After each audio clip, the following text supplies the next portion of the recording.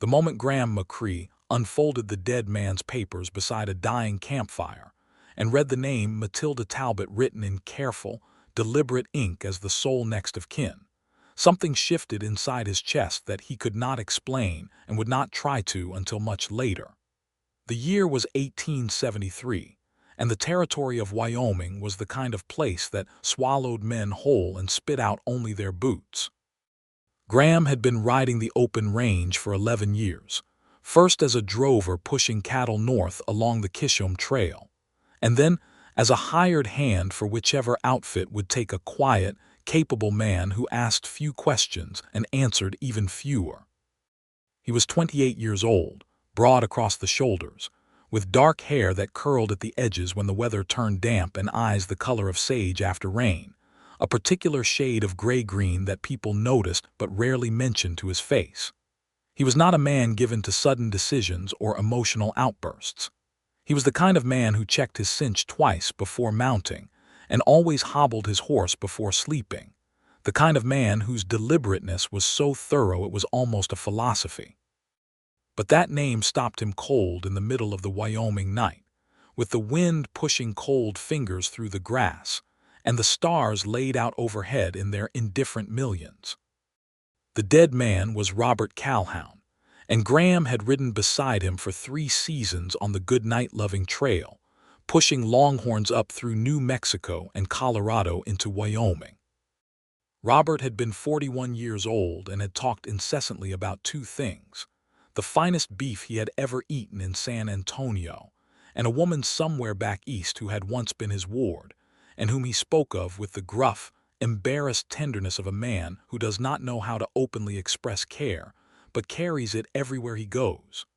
Graham had assumed Robert was talking about a daughter or a niece, someone blood-connected.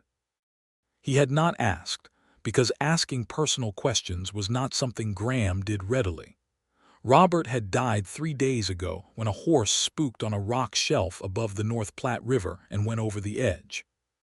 It was quick, as deaths on the trail went, and the other drovers had helped Graham wrap the body in canvas and bring it to the nearest town, a small settlement called Guthrie's Crossing that had a general store, a livery, a saloon, and a church that also served as the town hall, and occasionally the doctor's office depending on who needed it most that particular day. The foreman had taken Robert's wages and his personal effects and handed them to Graham with a kind of tired, practical authority, saying that Graham had been Robert's closest companion on the drive, and so the duty fell to him. Graham had accepted the leather satchel containing Robert's papers, a small amount of cash money, a pocket watch that had stopped at 217, and a folded letter that had been written and refolded so many times the creases had gone soft. He had not opened the satchel until now, 3 days after the burial, sitting alone at a small fire he had made on the south bank of the Sweetwater River, because the other men had gone on ahead with the herd and Graham had stayed behind to settle things properly in Guthrie's Crossing, and then ride out at his own pace. He spread the papers carefully on the ground and read by firelight, which was not ideal for reading, but was all he had. Robert's legal documents were few. A will drawn up by a solicitor in Laramie, dated 2 years prior, leaving the sum of his worldly possessions to one Matilda Talbot of Caldwell, Kansas. Beside her name, in Robert's own cramped handwriting, someone had added the word ward and then, beneath it, as if an afterthought or a correction, the phrase "the finest young woman I have known and the only family I have left in this world." Graham read that line 3 times. He unfolded the letter last, and it was addressed to no one and signed only R.C., which told him it had been written for Robert's own purposes rather than for sending. It was short. It said that he hoped Matilda had found her footing in Caldwell, that he was sorry he had not visited more frequently, that the money he intended to leave her was not much, but it was honestly come by, and that if any good man read these words after Robert himself could not, he would consider it a personal kindness if that man saw to it that Matilda Talbot received what was owed her and was told, plainly and without ceremony, that Robert Calhoun had thought about her welfare every single day. Graham folded the letter back along its old creases and sat for a long time listening to the Sweetwater move over its stones. Caldwell, Kansas was not on his way anywhere in particular. He had no outstanding contracts, no drive to sign onto until spring, and approximately 4 months of freedom stretching out before him like open country. He looked at the name written in the will one more time, Matilda Talbot, and made up his mind with the same thoroughness he applied to everything else. He would ride south. He left at first light. The ride from the Sweetwater down through Colorado and into Kansas was not short and was not gentle. Wyoming in late October had teeth, and the wind off the mountains could drive sleet sideways against a man's face until his cheeks went numb and his horse dropped its head in misery. Graham rode steady and patient, making good time when the weather allowed and waiting it out when it did not, camping in draws where the wind broke, eating what he could cook over small fires, and occasionally stopping in towns large enough to have a proper meal and a chance to ask directions and news of the road ahead. He crossed into Kansas in the first week of November, and Kansas in November was flat and brown and enormous, the sky so wide above the buffalo grass that it felt like being at the bottom of a bowl. Caldwell lay in the southern part of the state, close enough to Indian territory that the air still carried a certain tension, a frontier watchfulness that the further north Kansas towns had begun to lose as settlement thickened, and the cattle trade brought money, and the money brought something resembling civilization. Caldwell was still young and rough-edged, a cattle town that had sprung up at the end of the Kisham Trail and had not yet decided what it wanted to be when it grew up. Graham rode into Caldwell on a gray afternoon when the light had the texture of old pewter, and the main street was churned to mud by the passage of a cattle drive that must have come through 2 or 3 days previous. The smell of cattle was still thick in the air, mixed with wood smoke and something baking that reminded him he had not eaten a proper meal since morning.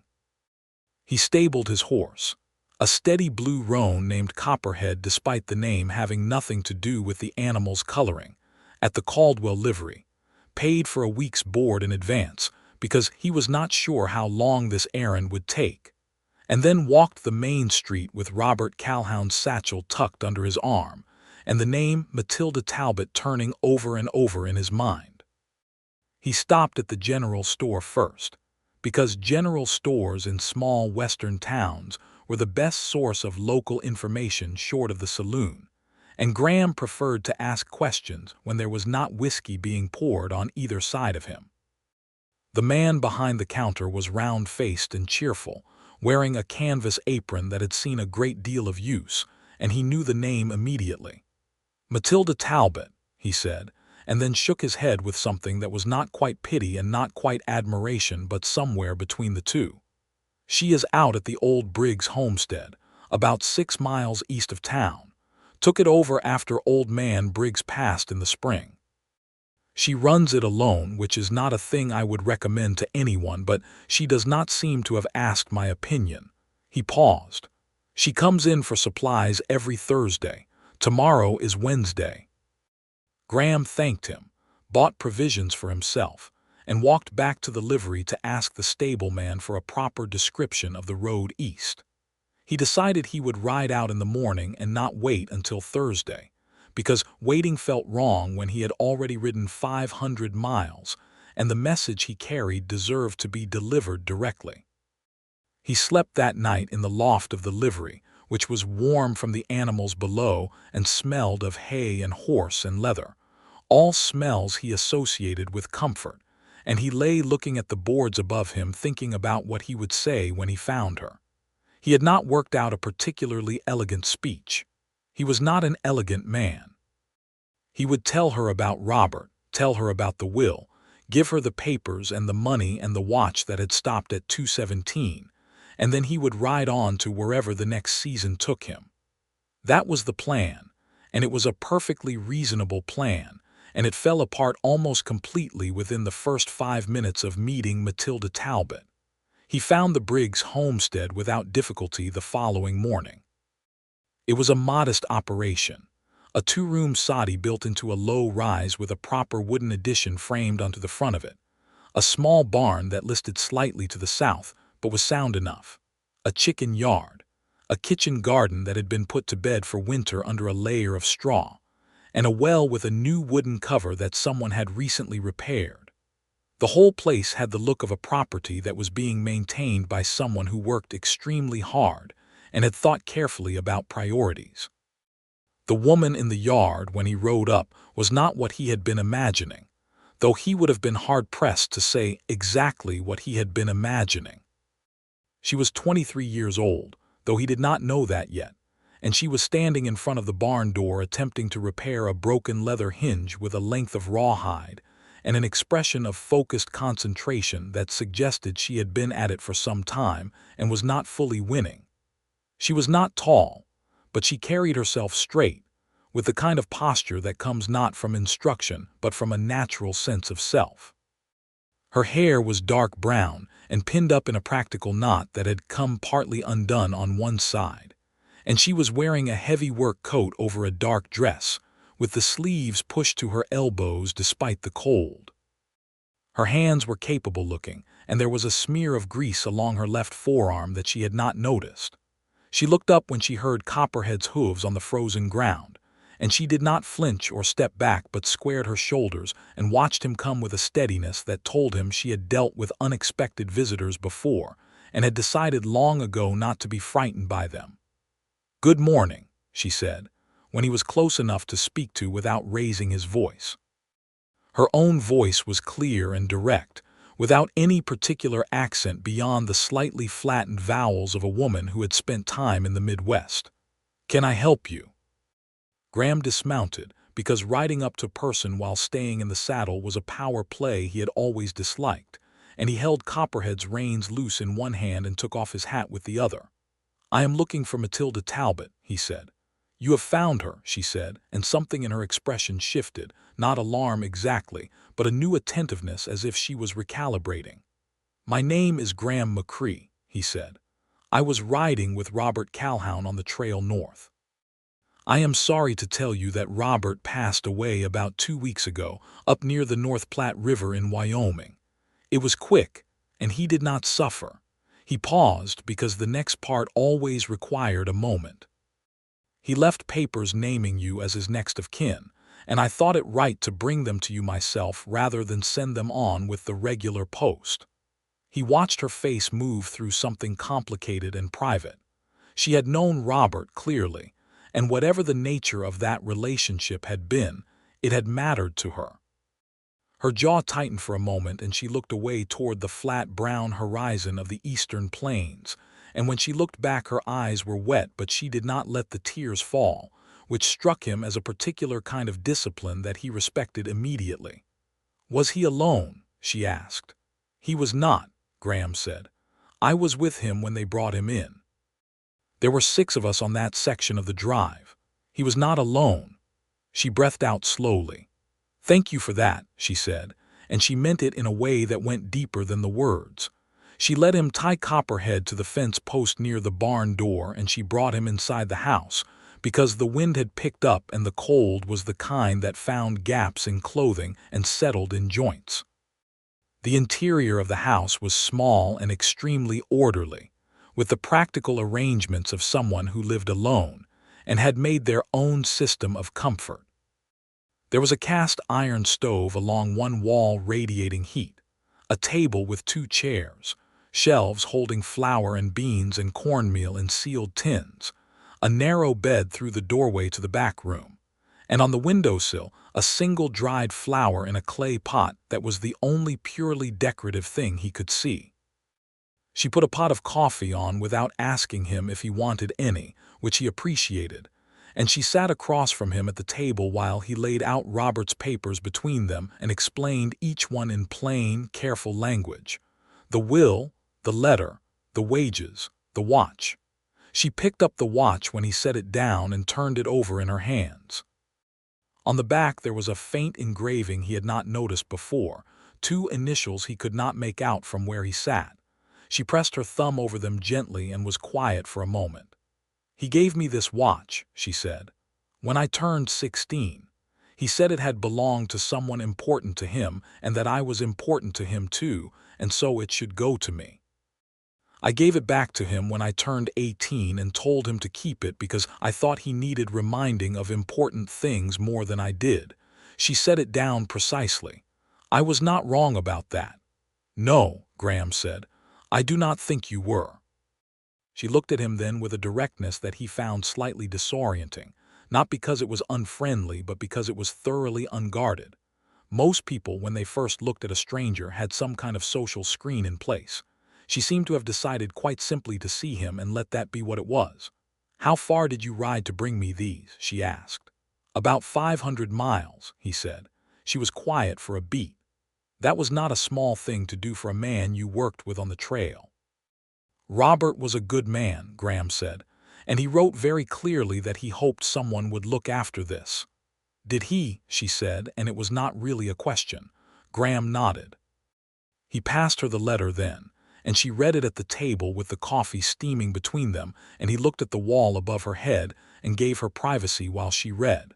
When she folded it back up, her hands were steadier than he would have expected. "The money and the wages," she said.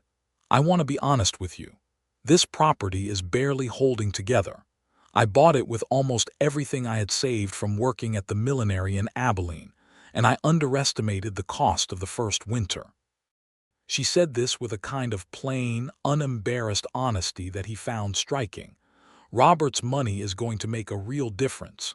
He would have liked knowing that, Graham said. She looked at him over the rim of her coffee cup. "Where are you headed after this?" "I have not fully decided," he said, which was the truth. The first smile she gave him was small and a little wary, the kind of smile that a person gives when they are not entirely sure whether something amuses them or puzzles them and have decided to do both simultaneously. "A cowboy without a plan," she said. "I have a plan," he said. "I am just not sure of the destination." She laughed at that, and it was a good laugh, unguarded and genuine. And Graham McCrae felt something shift in his chest again, for the second time in 2 weeks, and this time he recognized it well enough to be alarmed by it. He did not ride back to Caldwell that evening. This was not a decision he made consciously so much as a series of small things that accumulated without his fully meaning them to. First, she mentioned, while they were finishing the coffee, that the barn hinge she had been working on when he arrived was still unrepaired. He offered to look at it.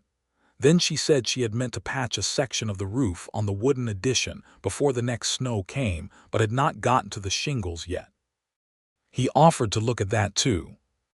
Then the light started going golden, and she began cooking supper without making a ceremony of the fact that there were 2 people to feed, and he found that refusing the meal would have been a kind of active rudeness rather than simple independence. So he stayed. Supper was beans and salt pork and cornbread, simple and good, and they ate at the small table with the lamplight between them, and talked the way people talk when they are both naturally inclined toward conversation, but have each been alone for a while and have a great deal of accumulated thoughts to share. She told him about the homestead, about the difficulties of running land alone as a woman, about the neighbors 3 miles north who were perfectly decent people, but who looked at her single-headedness as a problem to be solved by finding her a husband, rather than as a situation she was managing competently. She told him about the millinery in Abilene, which she had liked well enough but which had never felt like hers. She told him that she had come to Caldwell because of a letter Robert had written to her 2 years ago saying that the country was opening up, and land was available, and a person willing to work could build something real. He told her about the trail drives, about the particular quality of silence that could exist between men who worked together for months and trusted each other with their lives. He told her about Wyoming, which he described as the most beautiful and indifferent country he had ever seen, a place that would kill you without malice or concern. He told her about growing up in Tennessee before the war, about his father's farm, about riding north at 17 with a vague sense that the West was where things were still being decided. "Are things still being decided?" she asked. "Out here," he considered. Some of it. The cattle trade is changing. The railroads are moving the market. Drives won't go on forever. He turned his coffee cup in his hands. But the land is still the land. That does not change. She looked at him for a moment with that unguarded directness again. Is that why you keep writing? Because the land does not change. He was surprised by the question because it was exactly right. Maybe, he said. Maybe, she repeated and smiled. And this time the smile was warmer and less wary, and it reached her eyes, which were dark, a particular shade of dark brown that in the lamplight looked almost black. He slept in the barn that night on a pile of clean hay with Copperhead for company, and in the morning he repaired the barn hinge with proper tools he found hanging on the barn wall, and then went up on the roof with a bundle of shingles she had bought and stacked but not yet used, and worked until noon replacing the damaged section. She worked below him in the yard, tending the chickens and checking on the 2 horses she kept, a sturdy bay draft animal she used for field work, and a smaller sorrel she rode when she needed to go to town. He could hear her moving around and occasionally talking to the animals in the matter-of-fact way of someone who lives alone and has made peace with the habit of speaking aloud. When he came down from the roof, she brought him water and looked up at his work with a critical eye, and then nodded once, which he understood to mean that she found it satisfactory, and the nod gave him a disproportionate amount of satisfaction for what it was. That afternoon, she took him to see the field she intended to work in spring, a section of good flat ground south of the house that had already been broken the previous year and would need only turning and planting. She told him she intended to put in wheat and keep a kitchen garden and expand the chicken yard, and that if the first summer went well, she might be able to add another cow to the single one she had. She talked about it with a particular combination of practical precision and genuine enthusiasm that he had rarely encountered in anyone, the ability to be both clear-eyed about difficulty and genuinely excited about possibility without pretending one away in favor of the other. Most optimistic people he had met either could not see problems clearly or chose not to look at them. Most clear-eyed people he had met had squeezed the enthusiasm out of themselves somewhere along the way. She was neither. You have got it all planned, he said. I have had a lot of time alone to think about it, she said simply. He thought about Robert writing in that letter that he hoped Matilda Talbot had found her footing. He looked at her standing in the flat brown field with the November sky enormous above her and thought that finding her footing was perhaps a mild way of putting it. She had not found her footing. She had planted herself. He stayed another day, and then another. On the 3rd morning he told himself quite firmly that he had completed the errand, delivered the papers, done a few repairs out of basic decency, and now it was time to ride on. He had gone to the barn and had Copperhead saddled by the time the sun was fully up, and he brought the horse around to the front of the house to say his goodbye. She came out when she heard him and stood on the step of the wooden addition, and she had brought out a wrapped parcel of food for his ride, cornbread and dried beef and 2 apples, without making any remark about it. Thank you, he said, taking the parcel, for the hospitality. Thank you, she said, for the 500 miles. They looked at each other for a moment in the flat winter morning, and he thought about the dried flour on the windowsill and the way she laughed and the unguarded directness of her looking at him and the nod she had given his roof work. And he thought about Wyoming, which was beautiful and indifferent and did not change. The property to the north of you, he said carefully. The neighbors who want to solve you with a husband, are they decent otherwise? Mostly, she said. They mean well. But you are managing. I am managing, she agreed. He put on his hat. Copperhead shifted underneath him, ready to move. I may come back through Caldwell, he said. In the spring, when the drives start moving. She looked at him with that clear steadiness and said, If you do, you are welcome to stop in. It was a simple invitation and entirely appropriate, and it occupied approximately 70% of Graham McCrae's thinking for the next 4 days as he rode north and west toward Cheyenne, where he planned to spend the winter working for a stockman named Arthur Pruitt, who had offered him steady employment seeing to the horses through the cold months. He told himself the invitation meant nothing beyond ordinary courtesy. He told himself this very firmly and with great consistency, right up until the moment he rode into Cheyenne and Arthur Pruitt asked him if he had found any reason to want to settle down, and Graham surprised himself completely by saying, "I may have."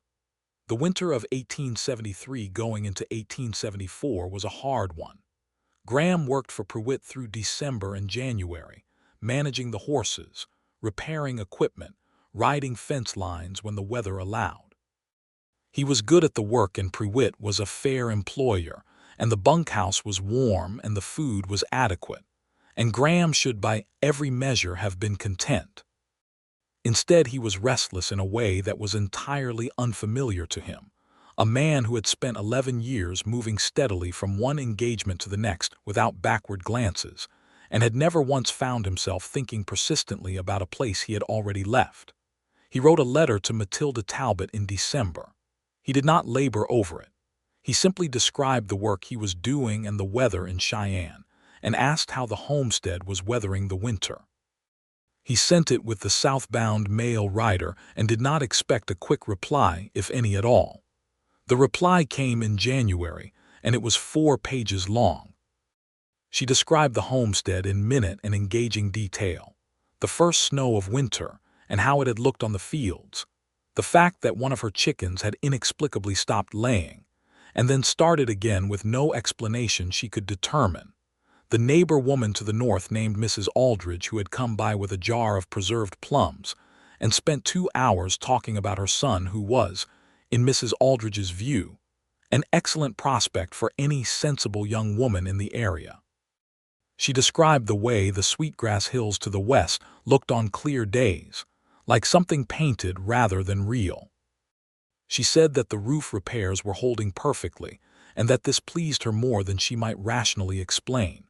At the end of the letter, in the same plain, direct way she said everything, she wrote, "I find that I am glad you said you might come back through in spring. I am including this information purely as a piece of honest data. I am not in the habit of writing letters to people, and I am writing this one, and I thought you should know that I know what that means." Graham read that paragraph 4 times. He wrote back the same day. The letters went back and forth through February and into March, growing longer on both sides, developing a texture and intimacy that surprised him with its pace. They talked about everything: the state of the cattle trade, and whether the drives would continue much beyond the decade, her thoughts on the Homestead Act and its complicated relationship with the reality of independent farming, his experience with the buffalo hunters who had moved through the southern plains, and what he thought of what they had done to the land, her opinions on the treatment of the Comanche and other nations displaced by the expansion of settlement, which were sharp and specific and unsentimentally just. She said once that the willingness of so-called civilized people to regard land as ownable by whoever arrived last with the most guns was a moral failure that history would not be kind about. He agreed with her entirely and said so. He told her things he had not told most people. About the friend he had lost on a drive in 1867, a young man named Elias Croft who had drowned crossing the Red River in high water. About the particular loneliness of the trail life that he had mostly made his peace with, but which occasionally surfaced on quiet evenings in a way he could not fully suppress. About his belief, which he held with some uncertainty, that a person's life ought to amount to something beyond the sum of distances ridden. She wrote back about her own loneliness with the same plain honesty. She had left everything familiar 3 years ago to come west, and it had been the right decision. She was certain of that, but certainty about a decision did not mean freedom from the cost of it. She had left friends in Abilene and family she barely had to leave to begin with, Robert being the closest thing to a parent figure she had known since her actual parents died of fever when she was 12. She wrote, "There is a particular quality to being alone when you are doing exactly what you chose to do. It is not the same as being lost, but it is still alone." By the time March arrived and the ground in Cheyenne began to soften at the edges and the horses grew restless with the smell of real spring on the wind, Graham had made up his mind about something. He had not made it up quickly, because he was not a quick-deciding man, but when he made it up it was entirely made. He told Arthur Pruitt he was leaving when the month turned, thanked him for the winter's work, collected his wages, and rode south with a purpose so clear it felt like a physical object he was carrying rather than a decision he had made.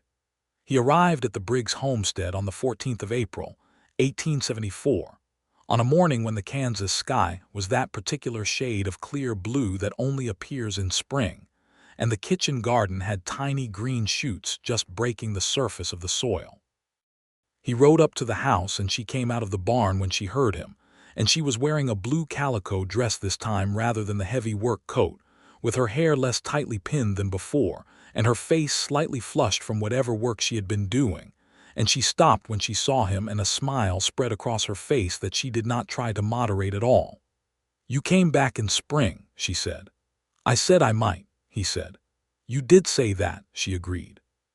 He dismounted and they stood in the yard with the April light on the new grass between them, and he thought very briefly about being measured and deliberate and appropriate. And then he thought about 5 months of letters and 500 miles and a name written in a dead man's papers and how thoroughly none of this had been part of any plan he had made. "Matilda," he said. "Graham," she said. "I'm not just passing through," he said.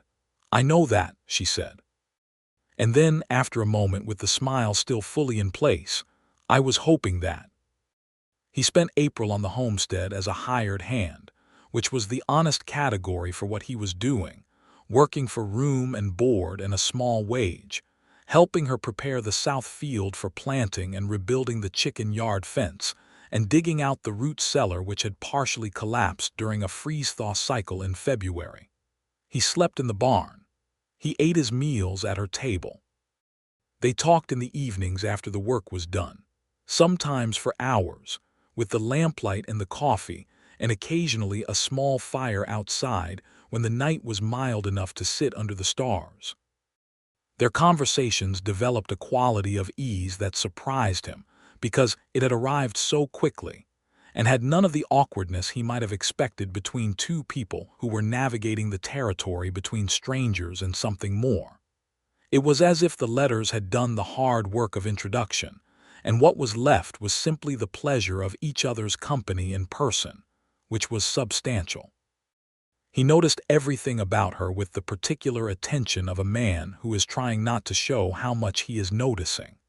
The way she thought through problems aloud rather than silently, using conversation as a processing tool rather than just a vehicle for conclusions already reached. The way she was stubbornly competent at most things and matter-of-factly willing to say when she was not, without embarrassment in either direction. The way she laughed, which was still that same unguarded, genuine sound that had struck him the first day. The way she could be quiet without it being uncomfortable, a quality he valued highly given his own natural inclination toward silence. She noticed him too, and she was less subtle about it than he was, because she was generally less subtle about most things. She asked him questions directly rather than angling toward information, and she watched him work with an interest that went beyond assessing whether the fence line was being set straight. One evening when they were sitting outside in the last light of an April dusk, she said, without particular preamble, "You are not what I expected from your letters." "What did you expect?" he asked. "Someone more serious," she said. "Your letters are very precise and a little formal sometimes. In person you are funnier than I expected." He considered this. "I am funnier than I tend to appear in writing," he admitted. "You are," she agreed, as though this had been confirmed by data. Then she added, "I like it." He looked at her in the fading light. "Matilda," he said. "Yes," she said, looking back at him with the full directness she always deployed. "I think you know what I am working up to saying." "I think I do," she said. "I am not a man who moves very fast on things that matter," he said. "But I want to be clear with you that my being here is not incidental. I did not come back through Caldwell by accident or because the road happened to lead this way." She said nothing for a moment, just looked at him steadily in the way she had, and then she said, "Graham, I wrote you 4 pages in January about a chicken that stopped laying and started again." I am quite clear on what we are doing." He laughed then, genuinely and with some relief, and she laughed too, and they sat in the last of the April light laughing together, and it was one of the finest moments he could remember in 11 years of living mostly outdoors. He asked her, formally and with full sincerity, if she would allow him to court her. She said yes, in exactly those 2 letters, and then added that she thought the term courtship was a somewhat antiquated container for what they were already doing, but that she appreciated the proper form of the question. He said that proper form mattered to him. She said she had noticed that, and that she found it admirable rather than stuffy, which he told her was a relief. May arrived and the wheat went in and the kitchen garden was properly planted, and the chicken yard was doubled in size, and Graham had started, quietly and without making a great statement of it, to think about the homestead not as a place he was working on behalf of someone else, but as a place he was helping to build in the most fundamental sense of that word. He went to Caldwell twice in May, once for supplies and once to ask at the land office about the adjoining parcel to the east, which had been filed on and then abandoned, and which the clerk told him was available for homestead entry at the standard terms. He did not tell Matilda about the land office inquiry right away. He was still being deliberate, still working through the full shape of what he wanted to say and how to say it. The Aldridges came to call in the middle of May, as they apparently did with regularity, and Graham was in the yard when they arrived. Mrs. Aldridge was a cheerful, talkative woman in her 50s with bright eyes and an agenda she wore quite openly, and Mr. Aldridge was a weathered, sensible-looking farmer who shook Graham's hand with the evaluating grip of a man sizing up a potential neighbor, and then seemed to reach a conclusion he was comfortable with. Mrs. Aldridge spent the visit examining Graham from various angles, in the way of a woman trying to determine whether an unexpected development was positive or threatening to her own plans, and she eventually decided it was positive and became entirely enthusiastic, talking about the community that was building in the area and how good it was for a woman not to be alone on a property, and how spring was the finest time for new beginnings. A statement she accompanied with a look of such unsubtle meaning that Matilda had to find something interesting to look at on the other side of the room. After the Aldridges left, Matilda stood in the kitchen with her back to him for a moment and then turned around with an expression that was trying very hard to be merely amused and was not quite succeeding. "Mrs. Aldridge approves of you," she said. "I noticed," he said. "She has already planned the wedding in her head," Matilda said. "I could see it happening in real time." Graham looked at her carefully. "And what is in your head?" he asked. She met his eyes. "Graham." "Yes." "Stop being careful," she said. "I know you are a deliberate man and I respect that about you. But I have been watching you look at this property for 2 months like a man who is looking at something that might be his, and I have been looking at you the same way, and I think we are both quite clear enough for you to stop being careful." He crossed the kitchen and stood in front of her and took both her hands, which were slightly rough from work and warm from the stove, and he said, "Matilda Talbot, I would like to marry you. I would like to file on the parcel east of here, and build this into something properly ours and stay in one place for the first time in 11 years, and the place I want to stay is wherever you are. I know it has not been long in the way people usually count these things, but I also know that I rode 500 miles because I read your name and could not do otherwise, and that is the kind of thing a man ought to listen to." She was quiet for a beat, which he was beginning to understand was her way of giving important things the weight they deserved rather than any kind of hesitation. Then she said, "Yes, Graham McCrae, I would like that very much." He kissed her for the first time in the kitchen of the homestead, with the May sunlight coming through the window and the smell of the garden soil fresh through the open door, and it was exactly as straightforward and honest and warm as everything else about her, and he thought very clearly in that moment that Robert Calhoun had been right. She was the finest young woman, and Graham was going to spend a great deal of time making sure she knew it. They were married in Caldwell in June, in the church that also served as the town hall and the doctor's office, on a Saturday morning when the sky was clear from horizon to horizon. Mrs. Aldridge had involved herself in the arrangements with such wholehearted enthusiasm that they had essentially surrendered planning control to her sometime in the third week of May, and simply shown up where they were told. The church had fresh flowers from someone's garden, and there were about 30 people in attendance, which surprised Graham, who had not thought they knew that many people in Caldwell, and then reflected that Matilda had been going to market every Thursday for 7 months, and apparently knew everyone. The ceremony was performed by a circuit preacher named Reverend Holloway, who was a tall, thin man with the kind of sonorous voice that made even ordinary statements sound significant, and he married them with a genuine warmth that suggested he found the business of formally connecting two people to be as satisfying as it appeared. Graham stood at the front of the church in his good shirt and the jacket he had bought in Caldwell 2 weeks prior at some expense, and watched Matilda walk toward him on Mr. Aldridge's arm, because she had asked Mr.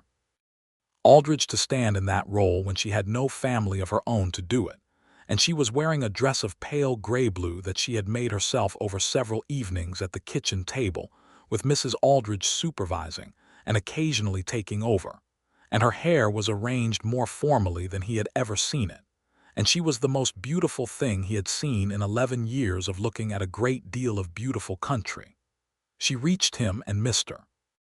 Aldridge placed her hand in his, and she looked at him with the full, unguarded directness that he had known was hers from the very first morning in the yard, and he looked back at her with everything he was, and everything he had worked out in himself over the past months, and Reverend Holloway's magnificent voice rolled over them both as they said the words that made them lawfully and in every other sense each other's. There was a celebration after at the Caldwell Hotel, because the church was too small for eating and dancing both, and Mrs. Aldridge had organized food and the hotel owner had moved the furniture to allow space, and someone had brought a fiddle, and they danced in June in Kansas with the whole celebrating room around them, and Graham held his wife, which was still a word new enough to feel remarkable, and she danced with a precision and joy that was entirely characteristic. "I should tell you something," she said, in his ear as they danced. "What is that?" he said. "When that general store man told me a stranger had been asking after me," she said, "I expected someone much less interesting." He laughed. "What made you expect someone less interesting?" "Experience," she said, and then laughed too, and they danced another turn, and he thought about a name written in careful ink, and a fire on the Sweetwater, and the particular gray-green of his own thinking when he had read it, and he was grateful in a way that went down to the bone. They returned to the homestead that evening, which was their evening and required no description, and the following week Graham filed his claim on the eastern parcel at the Caldwell Land Office and paid the filing fee and started planning. The summer of 1874 was warm and generous, and the wheat came in well. Graham worked the homestead through the growing season with the accumulated knowledge of a man who had grown up on a farm, and then spent 11 years developing practical skills across a dozen different landscapes, and Matilda worked beside him with the focused capability he had admired from the first day, and they made a good team in the way that people make good teams when they are naturally complementary without being identical. He was patient and systematic, and tended to think in long sequences. She was quick to identify problems and creative about solutions, and willing to change course midway when the original plan proved inadequate. They argued occasionally, real arguments with clear positions and some temperature to them, and resolved them the same way, with directness and without extended silences afterward. And Graham found that he actually valued the arguments as evidence that they were both fully present and genuinely engaged, rather than performing a careful peaceable surface over whatever was actually true. In August, they had their first real difficulty. A man named Dalton Prees arrived at the homestead on a hot afternoon in the second week of August, riding a good horse and wearing the kind of clothes that announced money without quite advertising it. and he introduced himself as the agent for a land company out of Kansas City that was purchasing properties in the area for consolidation into larger grazing concerns. He was polite in a way that had calculation underneath it, and he made Matilda an offer for the homestead that was, on its face, adequate but which she recognized immediately as well below what the land and improvements were worth. Graham was there when it happened, and he watched her receive the offer and turn it over in her mind with the expression she wore when she was thinking, which he had come to know well enough to read its stages. She looked at Pries with a pleasantness that was not quite warm and said, "I appreciate you making the journey, Mr. Pries. However, this property is not for sale." Pries smiled the smile of a man who has been told no many times and has developed a way of not hearing it. He said that the company's offer was generous, and that the land market was uncertain, and that a woman on her own might find the independence less appealing after a difficult winter or two. Matilda looked at him for a moment with a perfect calmness. Graham stepped forward from where he had been standing by the fence and said pleasantly, "My wife told you it is not for sale, Mr. Pries. I would take that at face value if I were you." Something shifted in Pries's calculation when he registered the word wife.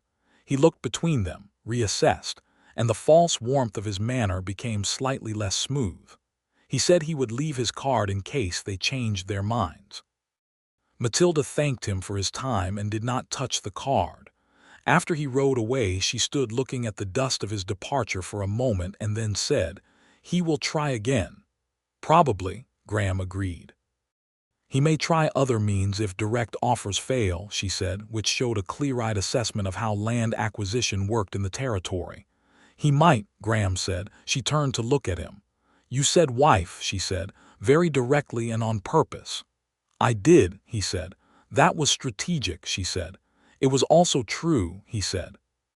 She looked at him for another moment and then said, "I love you, Graham McCrae," in the same plain, direct voice she used for everything. And it was the first time either of them had said it in those exact words, and he felt it land in the center of his chest like something that had been traveling a long way to get there. "I love you, Matilda McCrae," he said, and she corrected nothing about the name because she had taken it gladly. Pries did return, twice more that summer, with incrementally better offers that they declined with decreasing patience each time. After the third visit, Graham rode into Caldwell and had a conversation with the county land office about the legal protections on their filings and established clearly, and on record, that both parcels, the original homestead and the eastern claim, were properly filed and current on all requirements. The land office clerk, who knew them both by then, assured him that the filings were unassailable. Pries made no more appearances after that, and Graham suspected that the company had found easier targets in less determined operators. The eastern parcel he had claimed was a good piece of ground, and he began working it in the fall, clearing the southern edge that had grown up in scrub and testing the soil in several locations. He had an idea, developed over the summer, about the combination of wheat farming and a small cattle operation that would use the eastern land for grazing and the established fields for feed grain, creating a self-sustaining cycle that was less vulnerable to the single-crop risks that had sunk more than a few homesteads in the area. He talked it through with Matilda extensively over several evenings, and she engaged with it seriously, adding her own analysis and suggesting modifications, and the plan they arrived at together was better than the one he had started with, which he found extremely satisfying. In October, she told him she was expecting a child. She told him in the kitchen in the morning, matter-of-factly and with a directness that was entirely in character. And then she looked at him with a slight edge of something that was not quite nerves but was in that vicinity, as if she was uncertain how the information would land. He stood up from the table and took her face in both hands very carefully and said, "Matilda." "Yes," she said. "This is the best news I have received in my entire life," he said. The slight edge in her expression resolved into the fully open smile, the one she had given him the day he rode back in April, and she put her hands over his and leaned into them and said, "Good, because I have been thinking about it for 3 weeks and I am very glad about it, and I needed you to be glad too." "I am more than glad," he said. "I do not have an adequate word." "You will think of one," she said. Winter came and Graham worked the homestead through the cold months with a new dimension of purposefulness, adding a proper wood store, improving the insulation of the house walls, making sure the water supply was secured against hard freezes, doing every practical thing that a man does when he is doing them for a family rather than for a temporary arrangement. He wrote to Arthur Prewitt in Cheyenne, who had been kind during the winter work, and told him about the marriage and the child expected in spring, and Prewitt wrote back with congratulations, and the news that the cattle business in Wyoming was expanding, and that if Graham ever wanted to bring a small herd north, he would be glad to buy. Graham filed that information away and thought about it through December and January, while the prairie was white and clean, and the nights were long and quiet, and Matilda read to him in the evenings from the small collection of books she owned, which included a battered copy of Dickens, a natural history of the American West that she had acquired in Abilene and annotated extensively in pencil, and a Bible with her own name, written inside the front cover in a different hand, smaller and more careful than hers, which he understood must have belonged to her mother. The child arrived in April of 1875, and it was a boy, born on a Tuesday morning when the spring rain was falling steady and soft on the new grass, and Dr. Whitmore came out from Caldwell and declared both mother and child entirely healthy with the air of a man who found good news as satisfying as bad news was tiresome. Graham held his son for the first time with the specific carefulness of a large, capable man handling something incomparably precious, and the boy regarded him from within his blankets with the unfocused gravity of a newborn considering the world and finding no reason yet to comment on it. "What shall we call him?" Matilda said from the bed, with the particular exhausted radiance of a woman who has done an enormous amount of work and is rightfully pleased with the result. Graham looked at the boy and then at her. "I would like to call him Robert," he said, "if you are willing." She was quiet for a moment, and then she nodded, and her eyes were wet in the same controlled way they had been the day he first told her about Robert Calhoun's death, the same discipline and the same genuine depth beneath it. "Robert James McCrae," she said. "James was my father's name." "Robert James McCrae," he agreed. He touched the boy's cheek with one finger, very gently, and thought about a name in ink on a dead man's papers, and where a name like that could lead a man if he was paying attention. The spring and summer of 1875 moved with the full and busy quality of a life that has found its proper proportion. Robert, who was quickly shortened to Robbie by Mrs. Aldridge and stayed Robbie from that point forward, in the way of names given by enthusiastic neighbors, was a healthy and generally cheerful infant who slept adequately and ate enthusiastically, and showed, from quite early, the clear-eyed, watchful quality that Graham recognized from his mother.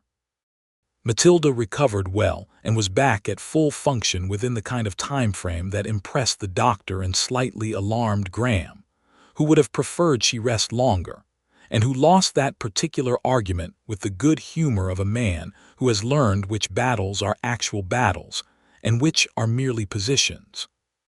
The wheat that summer was their best yet, and Graham made arrangements with a grain merchant in Wichita who came through Caldwell on a regular circuit, and they got a fair price and reinvested a portion of it in improving the barn and purchasing 2 additional milk cows. The eastern parcel was properly broken in the summer months, and Graham seeded a section of it with winter wheat that fall, extending their cultivated area by nearly 40%. The cattle idea that Prewitt had inadvertently seeded in Graham's mind was developing into a real plan by the fall of 1875.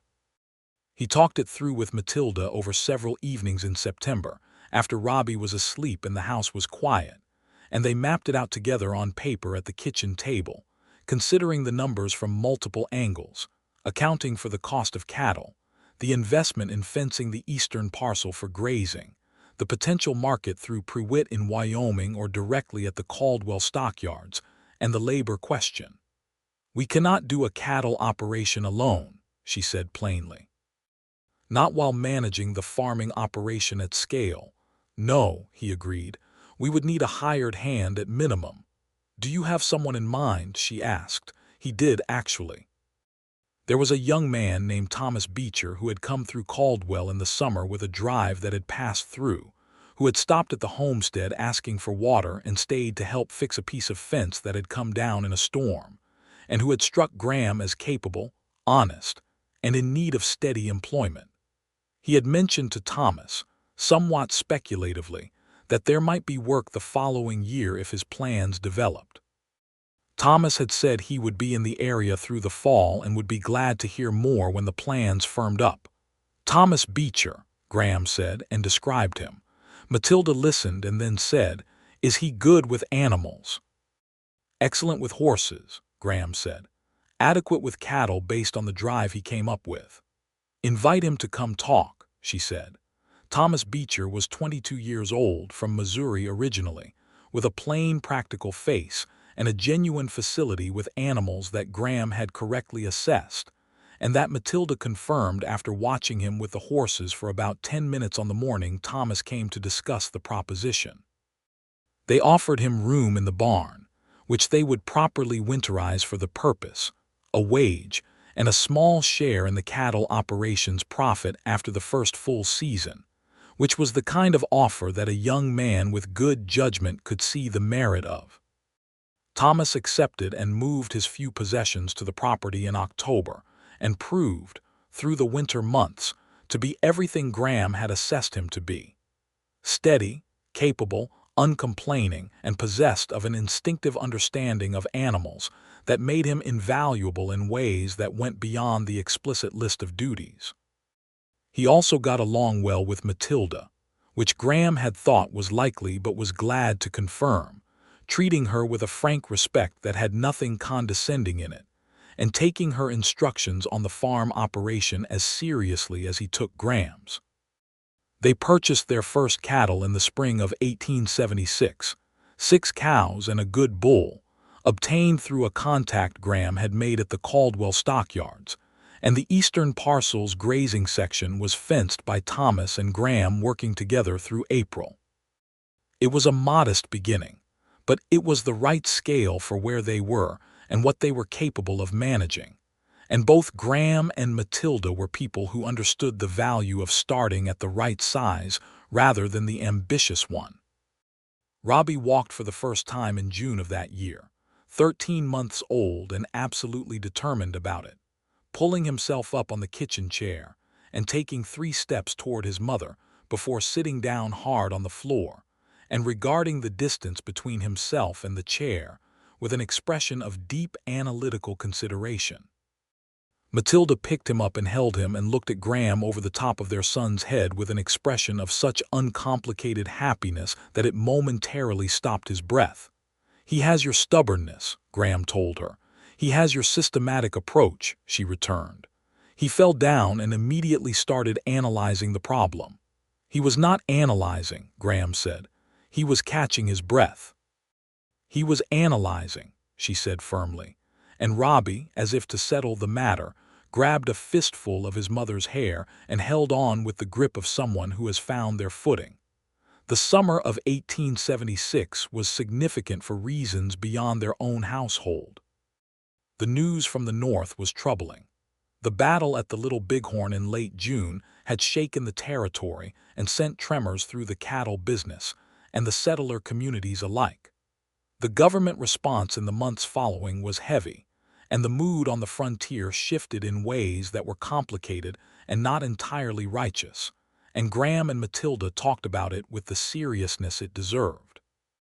"What is happening to the Lakota and the Cheyenne," Matilda said, one evening in late summer, "is the same story that has been happening to every nation on this continent since before either of us was born.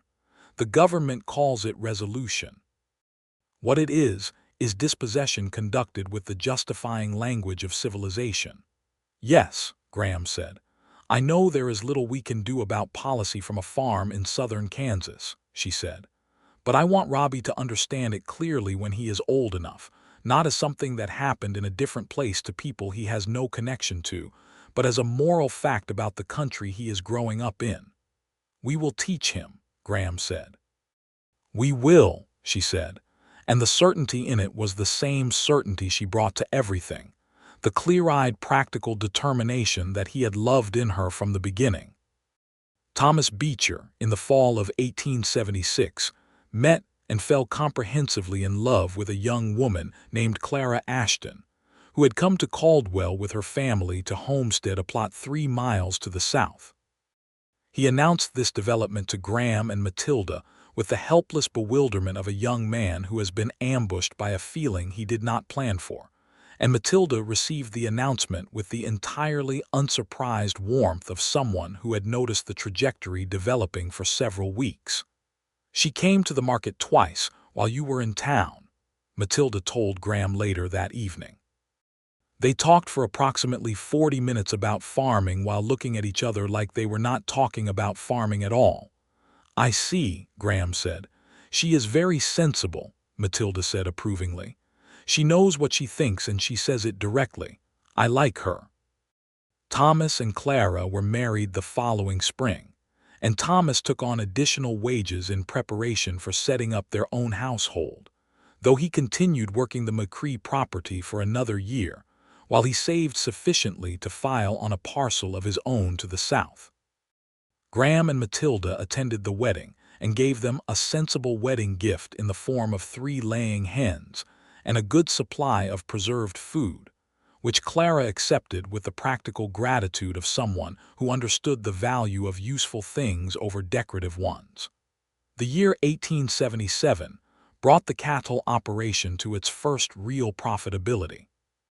They drove a small herd north with Thomas's help in July, joining a larger drive out of Caldwell that was heading for the Wyoming market, and Graham went with the herd, while Matilda managed the homestead with Thomas's wife Clara assisting when needed, an arrangement they had worked out in advance with the kind of detailed planning that characterized all their major decisions. He was gone 6 weeks, which was the longest they had been separated since the marriage, and he wrote letters from every stop on the drive and sent them back south with riders going that direction. And she wrote back, and the letters reached him only slightly out of order. When he returned in September with the proceeds of the cattle sale and Copperhead well rested from the drive, he found the homestead precisely as managed as he had expected to find it, and Matilda in the yard with Robbie, who was now 2.5 and had strong opinions about everything and a vocabulary that was expanding daily. Robbie ran to Graham with the tottering enthusiasm of a toddler, and Graham swung him up and held him against his shoulder and looked over the boy's dark hair at Matilda, standing in the yard with her arms crossed and the late afternoon sun on her face and the smile that was not guarded at all. The North Field winter wheat, she said. I want to expand it again this year. Hello to you too, he said. She walked forward and kissed him with her son between them, and Robbie objected in a general way to the interruption of his hello by patting them both on the head with democratic impatience. Hello, she said against his cheek. I missed you considerably. I know, he said. I got all 17 letters. I only sent 14, she said. The last 3 arrived together, he said. Still counts. She laughed and took Robbie back from him, and they went inside, and she had supper ready. And the house was warm and smelled like coffee and bread, and the particular combination of things that was home in a way that no place had ever been home to him before. And he sat down at his own table in his own house beside his wife and his son, and felt the full weight of a life that was exactly what it was supposed to be.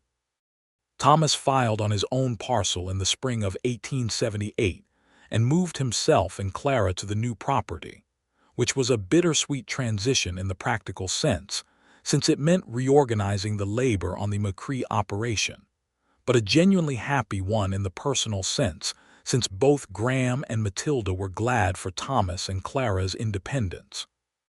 They hired a new hand in Thomas's place, an older man named Jeremiah Foote, who was 50 years old and had 30 years of mixed farming and cattle experience, and the steady, competent quietness of someone who has found their level and is content to operate within it. Matilda was expecting their second child by the summer of 1878, and she informed Graham of this on a July morning in the same matter-of-fact, direct way she had told him about Robbie, and he received it with the same depth of gladness that he still could not find a perfectly adequate word for, but which she had learned to read in his face, and which she said was entirely sufficient as communication. "Robbie will be beside himself," she said. "He will want to be in charge of the baby," Graham said. "He will have to take a number," she said.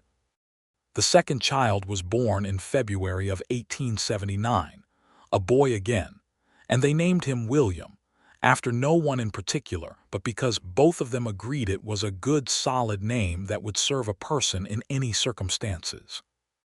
William arrived in the middle of a mild February morning, and Robbie, who was 3½ by then and had been prepared with considerable care, stood at the foot of the bed and regarded his brother with an expression of concentrated evaluation, and then pronounced him acceptable, which Dr. Whitmore found highly amusing and Matilda said was exactly the most Robbie response imaginable.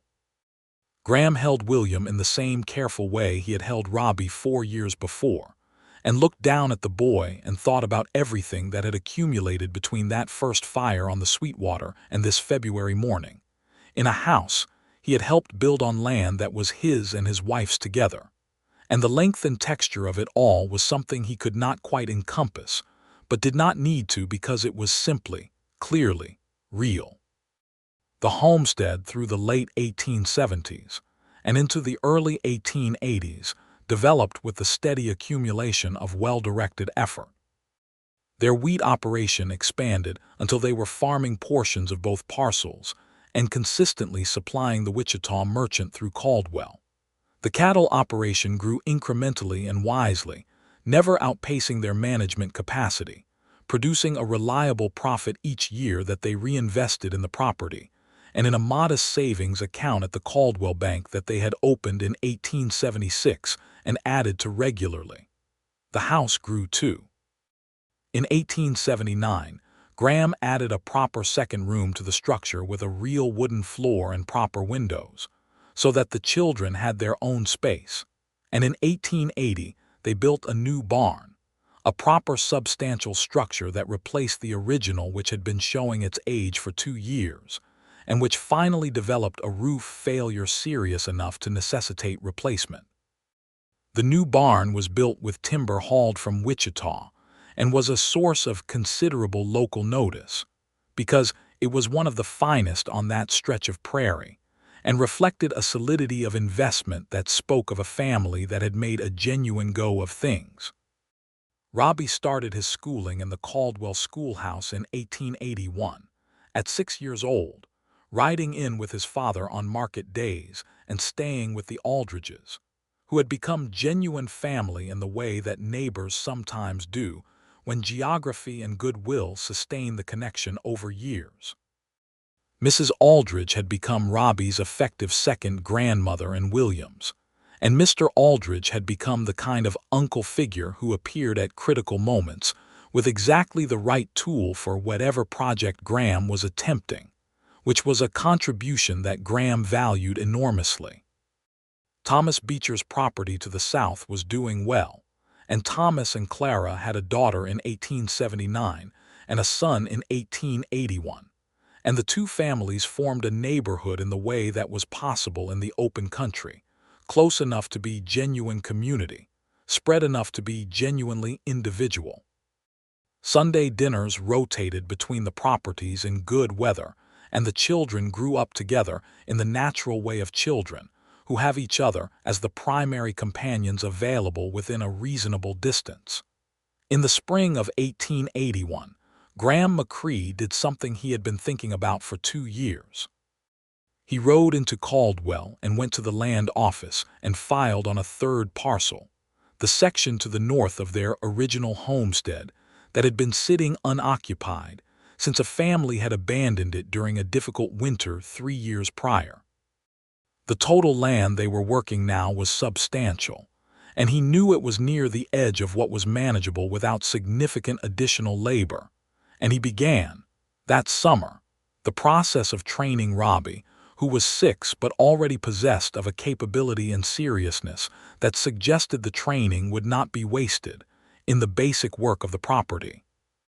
Matilda watched this with the complex pleasure of a mother watching her child become himself and a farmer watching a competent junior operator develop, and she told Graham one evening that summer that she thought Robbie had the potential to be a better cattleman than either of them. "He has your patience with animals," she said, "and your ability to read what they are going to do before they do it." "Where did you observe that?" Graham said, slightly surprised. "In the barn," she said. "He talks to them the same way you do, very quietly, like he is explaining something they should know." Graham thought about this. "He is going to be his own person," he said. "He already is," she said with certainty. Their life together had by 1882 accumulated a depth and texture that made it, in Graham's considered opinion, the most substantial thing he had ever participated in. He was 37 years old and Matilda was 31, and they had built something real in the plain, direct sense that they had taken a piece of raw prairie and made it into a going concern, a family, a home in every meaning of that word. He thought sometimes about the 11 years he had spent moving through the country before he rode up to that yard in November of 1873, and those years seemed both very long and very distant, not regretted but thoroughly left behind. He thought about Robert Calhoun often, in a grateful way. He had made it a practice to visit the grave in Guthrie's Crossing once a year, on the anniversary of Robert's death, when the drive schedule and weather allowed, because it seemed right to him that the man who had written Matilda Talbot's name in ink be acknowledged in a concrete way by the man whose life that name had entirely redirected. Matilda had come with him the second year, and they had stood at the plain wooden marker in the Guthrie's Crossing Cemetery in late October weather, and she had said simply and with all her characteristic directness, "Thank you, Robert," and that had been exactly right. The pocket watch that had stopped at 2:17 sat on the windowsill of their bedroom, next to the dried flour from the first homestead windowsill that had been moved from its clay pot to a small glass bottle when they rebuilt the original room, and both objects were simply there, daily and present, part of the landscape of the house in the way that things become when they carry real meaning without requiring comment. William started school in 1884, and by that time Caldwell had grown considerably, and the schoolhouse had been expanded, and there was a proper teacher, a young woman from Ohio named Miss Hartwell, who Robbie informed his parents within 3 weeks of William's starting was considerably more interesting than his previous teacher, who had been kind but repetitive. Matilda found this assessment insightful. Graham found it impressive that Robbie had identified the distinction at 9 years old. The autumn of 1884 brought news that Graham had been half anticipating for several years. The cattle drives out of Caldwell were declining. The railroads had extended their reach into the cattle country, and the long trail drives were becoming economically obsolete. This was a transition he and Matilda had discussed multiple times and had prepared for in their planning, and their operation, which combined the cattle component with a substantial and profitable wheat farming base, was positioned to absorb the change without catastrophe. He adjusted the cattle side of the operation, reducing the herd to a size that supplied the local and regional market rather than the long drive north, and increased the wheat acreage to compensate in revenue terms. Thomas Beecher went through the same transition on his property to the south, and they consulted regularly that fall, comparing approaches and sharing the merchant contacts that would serve the new orientation of the business, which was the kind of cooperative problem-solving that made being neighbors to good people such a practical advantage. Matilda was expecting their third child in the spring of 1885. She told him in October, and he received it with the gladness that had not diminished in the least across 2 previous times, and he told her so, and she said that she was glad he was consistent in the things that mattered, and he agreed that consistency in the important things was worth cultivating. The third child arrived in April of 1885, a girl, and they named her Alina. She was born in the same room as her brothers, delivered by the same doctor. Whitmore, who had now been a fixture in their lives for 11 years, and who received the arrival of a girl in the McCrae household with a paternal pleasure that made it clear he had grown fond of the family over the course of multiple deliveries and regular farm calls. Robbie, at 10 years old, treated the arrival of his sister with a considered protectiveness that immediately became the defining tone of his relationship with her. William, at 6, was charmed in the uncomplicated way of a small boy confronted with something small enough to feel significantly senior to, and spent a great deal of his visiting time at Alina's cradle explaining things to her that she could not yet understand. Graham held Alina and thought about the trajectory of everything and found it, standing in the bedroom of the house he had built on the land he had homesteaded in the territory that a dead man's papers had sent him toward, to be almost incomprehensibly good. Not without difficulty, not without cost, not without the ordinary weight of real life which was always complicated, but good in the deep structural sense, good in the way that a well-built thing is good, sound from the foundation. By 1887, the McCrae farm was one of the established operations in the Caldwell area, known for the quality of its wheat and the soundness of its cattle, and Graham had developed a reputation as a man whose word on any matter was reliable and whose practical knowledge of both farming and animal husbandry was worth consulting. He served 2 years on the Sumner County Agricultural Committee, which was the kind of civic engagement that surprised him slightly when he first agreed to it, and which he found genuinely useful in the second year. And Matilda was involved in the formation of a small lending library in Caldwell that grew from a collection of donated books in the back of the general store into a proper organized collection with a rotating catalog, which gave her enormous satisfaction. Robbie, at 12, was working the property with a capability that was slightly ahead of his age, and following it not with pride, but with the analytical engagement of someone who is genuinely interested in what they are doing. He had developed on his own a method for predicting the weather by observing a specific combination of cloud formation, wind direction, and animal behavior that was accurate enough that Graham had started taking it seriously as a practical forecasting tool, and Matilda had written down his observations in one of her annotation notebooks as if it were a natural history entry, which Robbie found simultaneously embarrassing and gratifying. William, at 8, was different from his brother in the specific way of second children who have defined themselves partly in relation to a capable older sibling. Where Robbie was systematic and patient, William was quick and instinctive and prone to committing to courses of action at a speed that occasionally outran the thinking. He was not reckless, but he was fast, and his relationship with animals was warmer and less analytical than Robbie's, more instinctive than considered, and it made him particularly good with the horses in a way that was different from but complementary to Graham's own approach. Alina, at 2, was, in the considered assessment of everyone who knew her, entirely herself in a way that suggested she had arrived with a complete personality already operational and was simply growing into the space it required. She had her mother's directness and her own particular gravity, a watchful quality that made visitors comment that she seemed to be taking notes, which Matilda said was a fine quality in a person. In the spring of 1888, when the McCrae property was 15 years established, give or take the original filing date, Graham stood one evening at the top of the low rise behind the house and looked out over the fields and the barn and the lights of the house below, and the flat expanse of the Kansas prairie stretching to the horizon in every direction, and he tried to take the measure of what he was looking at with the same clear eye he tried to bring to everything.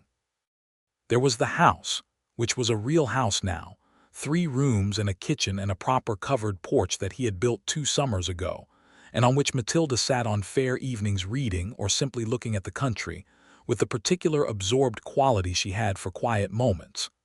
There was the new barn, solid and well-maintained. There was the kitchen garden, expanded from the original to feed a family of 5 with enough surplus to share with neighbors and put up for winter. There were the fields, green in the spring light, the winter wheat already up and the spring planting in progress. There were the cattle in the eastern section, a modest but healthy herd managed with the sensible scale that made the operation sustainable rather than spectacular. There was the sound from the house, which was the sound of his family at supper, William's voice asking something, Aliner's response which was probably emphatic, Robbie's quieter tone explaining something, Matilda's clear voice organizing the whole production toward the table.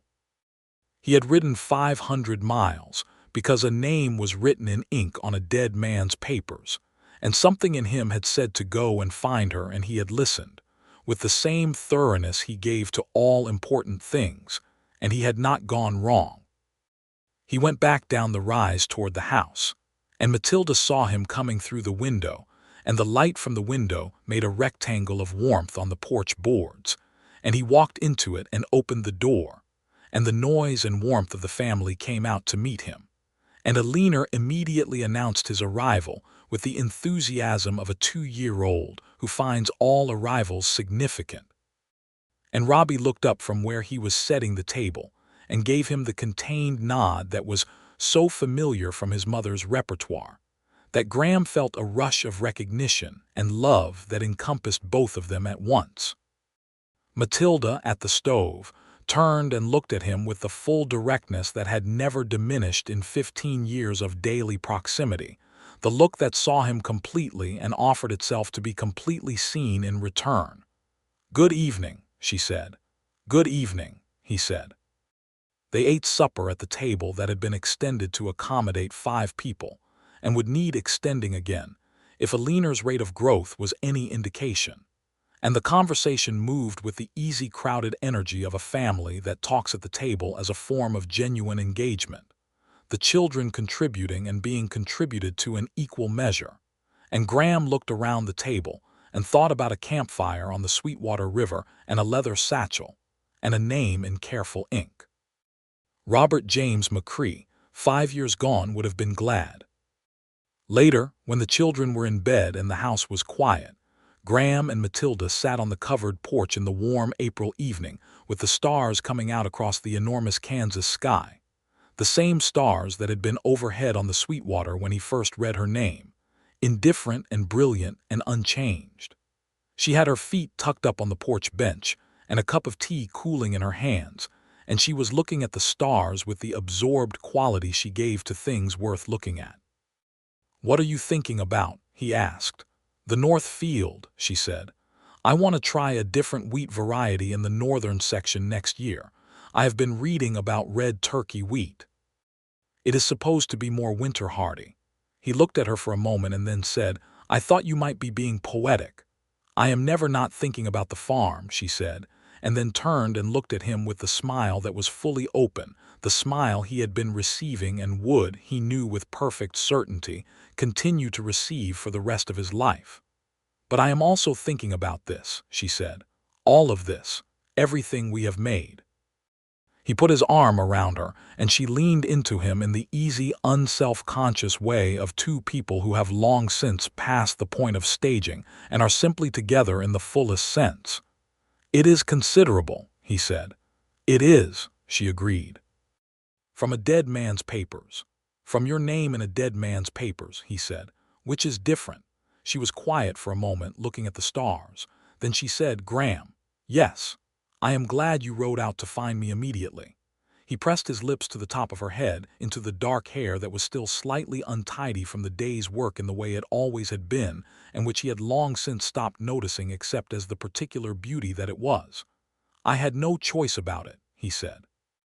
"Once I read your name, I had no choice at all." She made a small sound of satisfaction, and they sat in the spring night with the stars moving their slow, deliberate arc overhead, and the Kansas prairie breathing around them in the dark. And there was nothing unresolved between them, and nothing waiting to be settled, and nothing outstanding that the future would need to come back and correct. Only the full accumulated weight of a life that had been built honestly and loved genuinely, which was all any two people in any year in any country could honestly ask for, and which they had, completely and without reservation, together.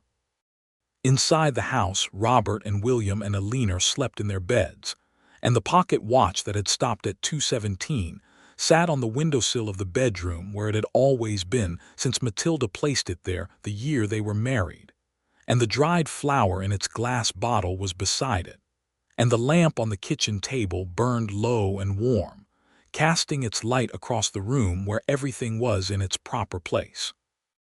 On the kitchen table, just as she had left it when she stood up for supper, was Matilda's notebook, open to the page where she had been writing her observations about the red turkey wheat and its potential for the northern field, her precise handwriting filling the lines with the same careful deliberateness that Robert Calhoun had used when he wrote her name in his papers, the same ink and intention, carried forward in a different hand, in a different life, into everything that had followed. Graham McCrae had ridden out immediately because a name deserved an immediate answer, and the answer had been everything.